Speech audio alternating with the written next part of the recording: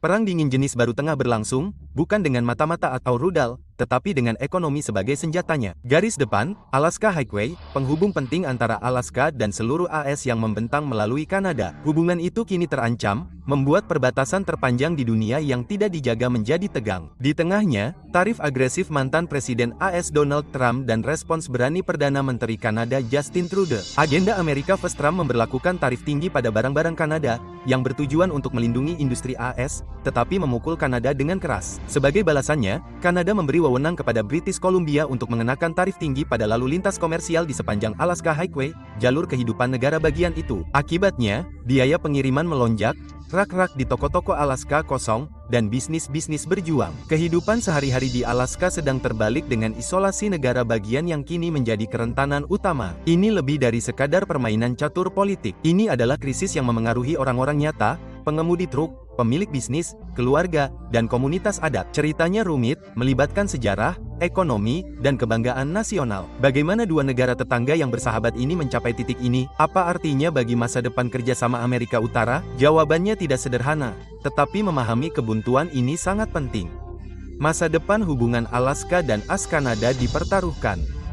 Ini lebih dari sekadar tarif dan tol. Ini tentang mata pencaharian, sejarah, dan tingginya biaya pemisahan. Kami berada di lapangan untuk berbicara dengan mereka yang terjebak di tengah. Selamat datang di front utara yang baru. Krisis ini dimulai dengan perubahan kebijakan perdagangan Amerika. Pemerintahan Trump mengenakan tarif pada baja, kayu, dan banyak lagi dari Kanada, yang memicu perang dagang. Ketegangan yang membara selama bertahun-tahun meledak pada tahun 2025 ketika AS mengumumkan tarif yang lebih tinggi. Ottawa melihat ini sebagai eskalasi besar dan memutuskan untuk menggunakan Alaska Highway sebagai pengaruh, sebuah langkah yang dulu dianggap tidak terpikirkan. British Columbia menerapkan tol yang substansial pada kendaraan komersial yang menggunakan jalan raya tersebut yang menargetkan rantai pasokan Alaska. Mobil penumpang dan lalu lintas lokal sebagian besar dikecualikan. Pesannya jelas, Alaska adalah targetnya. AS mengutuk tindakan tersebut sebagai tindakan ilegal. Sementara Kanada membela haknya untuk mengendalikan infrastrukturnya, dengan menyalahkan tarif AS atas krisis tersebut. Hubungan diplomatik membeku dan kedua sekutu tersebut menjadi musuh. Bagi warga Alaska, jalan raya tersebut merupakan tali pusat. 70% dari pengiriman barang masuk bergantung padanya. Tol tersebut menyempitkan tali tersebut dalam semalam, mengirimkan gelombang kejut ke seluruh negara bagian. Reaksi berantai yang dimulai oleh tarif, kini telah menjadi krisis geopolitik yang parah. Jalan raya Alaska, yang dulunya merupakan simbol kemitraan, kini menjadi medan pertempuran. Kebuntuan tersebut merupakan pengingat yang jelas bahwa perang ekonomi dapat sama mengganggunya dengan perang lainnya. Taruhannya tinggi dan konsekuensinya nyata. Pertanyaannya sekarang, siapa yang akan mengalah terlebih dahulu? Dunia sedang memperhatikan. Perbatasan utara tidak pernah terasa lebih dingin. Ekonomi Alaska sedang terkepung. Tol baru telah menciptakan mimpi buruk logistik. Bisnis terhuyung-huyung akibat biaya yang meroket. Seorang pedagang grosir Fairbanks menunjukkan kepada kita faktur. Biaya pengiriman telah menghapus keuntungan. Di seluruh negara bagian, bisnis kecil menghadapi pilihan yang mustahil. Menaikkan harga atau menutup usaha mereka. Di pelabuhan Anchorage, para pejabat berupaya keras untuk meningkatkan transportasi laut, tetapi lambat dan mahal. Tongkang tidak dapat menandingi kecepatan atau fleksibilitas truk, dan biaya meningkat di mana-mana. Proyek konstruksi terhenti, harga material mahal, pekerjaan terancam, keluarga-keluarga di Wasilla melaporkan tagihan belanjaan naik 40%, makanan segar kini menjadi barang mewah, bank makanan kewalahan,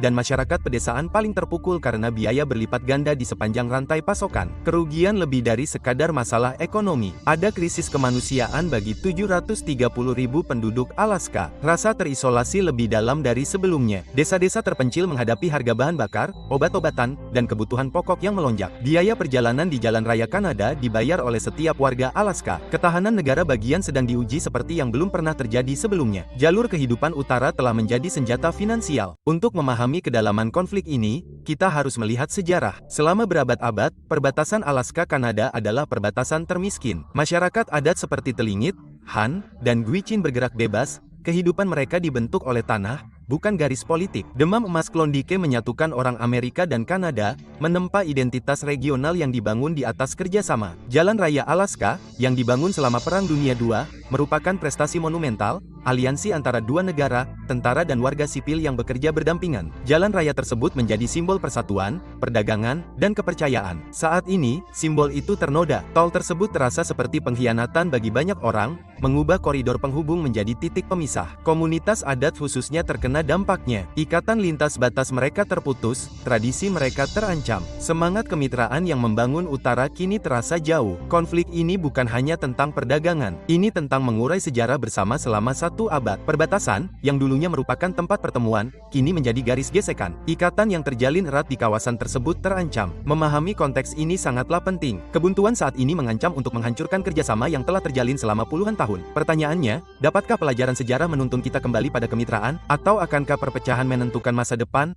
Dampaknya paling personal di komunitas perbatasan. Di Hyder, Alaska dan Stewart, British Columbia, kehidupan sehari-hari selalu melewati batas. Anak-anak bersekolah di Kanada, keluarga berbelanja dan mencari perawatan medis di seberang perbatasan. Ketegangan politik baru telah menghancurkan kemudahan itu, menimbulkan rasa takut dan ketidakpastian. Perjanjian bantuan timbal balik seperti tanggap kebakaran kini dipertanyakan. Bagaimana jika perbatasan semakin mengeras? Keluarga dengan kerabat di kedua belah pihak merasa pertemuan menjadi rumit karena politik. Garis tak kasat mata telah menjadi penghalang nyata, mengganggu tatanan sosial. Bangsa-bangsa pribumi seperti Gwich'in, yang budaya dan mata pencahariannya bergantung pada migrasi lintas batas, menghadapi hambatan baru untuk bersatu dan advokasi. Perdagangan skala kecil, nelayan yang menjual ke pengolah Kanada, pemandu yang mengarahkan wisatawan Amerika mulai mengering. Seorang pemilik bisnis di Hanes, Alaska, melaporkan penurunan 50% wisatawan Kanada. Ikatan ekonomi dan sosial yang menopang komunitas ini mulai terurai. Kerugian manusia diukur dari terputusnya koneksi, hilangnya pendapatan, dan meningkatnya isolasi. Sengketa perbatasan mengancam perpecahan bangsa dan keluarga. Bagi komunitas-komunitas ini, krisis ini bukanlah sesuatu yang abstrak. Ini adalah kehidupan sehari-hari. Pertanyaannya bukan hanya tentang kebijakan, tetapi tentang orang-orang. Semakin lama kebuntuan berlangsung, semakin dalam luka-lukanya. Biaya perpecahan dibayar di setiap kota perbatasan. Opini publik terbagi tajam di sepanjang perbatasan. Di Alaska, kemarahan dan frustrasi memuncak. Warga merasa seperti sandera dalam perselisihan yang tidak mereka mulai. Ini bukan tentang kami,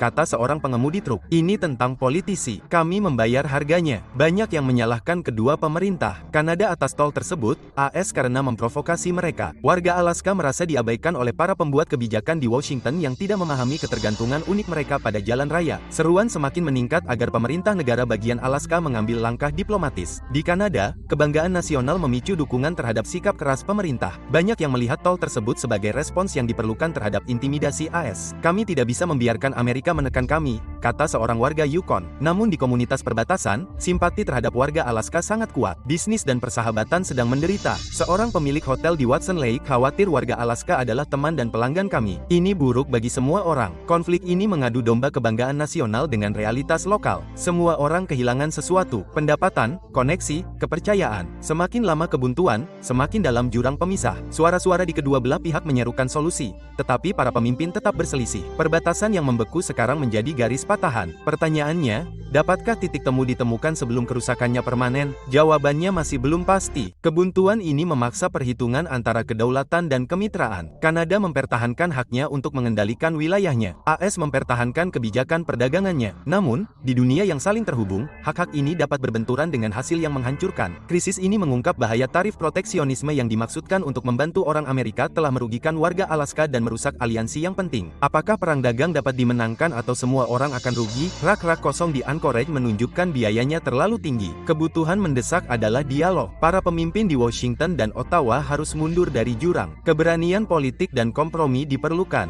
Hubungan AS-Kanada memiliki sejarah negosiasi dan resolusi. Tradisi itu harus dihidupkan kembali. Alternatifnya adalah krisis yang semakin dalam dengan luka yang bertahan lama. Jalan Raya Alaska dibangun sebagai monumen kerjasama. Jalan itu tidak boleh menjadi simbol perpecahan. Ini adalah ujian kepemimpinan dan kekuatan aliansi. Jalan ke depan harus berupa diskalasi dan kemitraan yang diperbarui. Bagi Alaska dan Amerika Utara, taruhannya tidak bisa lebih tinggi lagi.